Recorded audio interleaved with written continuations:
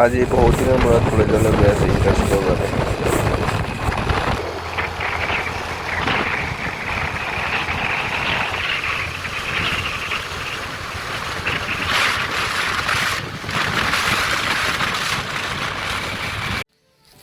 Hello guys welcome to my YouTube channel বলো কৰলে আপোনালোকক স্বাগতম জনাইছোঁ গাইজ এইখন হৈছে ৰাবাৰ বাগান। চাওক কিমান ধুনীয়া পৰিৱেশ। ইয়াত টোটেল গছজোপা আছে 537।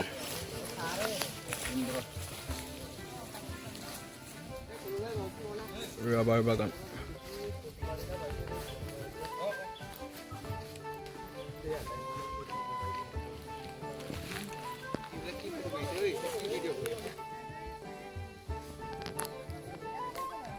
সাৰ কিমান থাকিব লাগিব, মাটিডৰা কিমান পৰিমাণে চাহ কৰি ল'ব লাগিব, সেই গোটেই কথাখিনি শিকি লোৱা।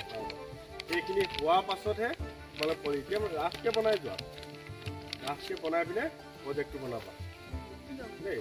এতিয়া চাহৰ পৰা শিকি লোৱা যে মাটিডৰা আমাৰ কিমান পৰিমাণ লাগিব। যে এতিয়া তোমালোকে যদি চাহক সোধা প্ৰশ্ন কৰিব পাৰা যে চাহ মোৰ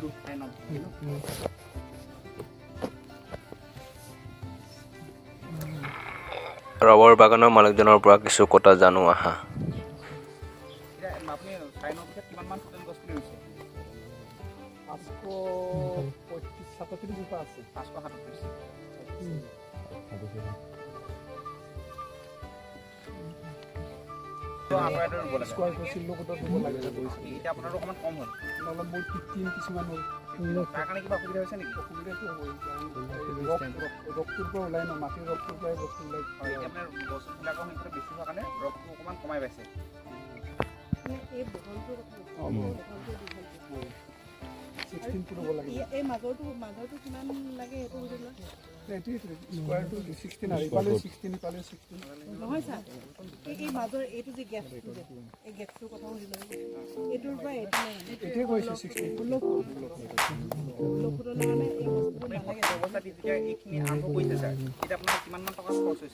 এতিয়া ধৰক এনেকুৱা মানে আমাৰ ভাৰত চৰকাৰে এইটো চেণ্ট্ৰেলৰ এই স্কিম হয় ৰবৰ বৰ্ডটো।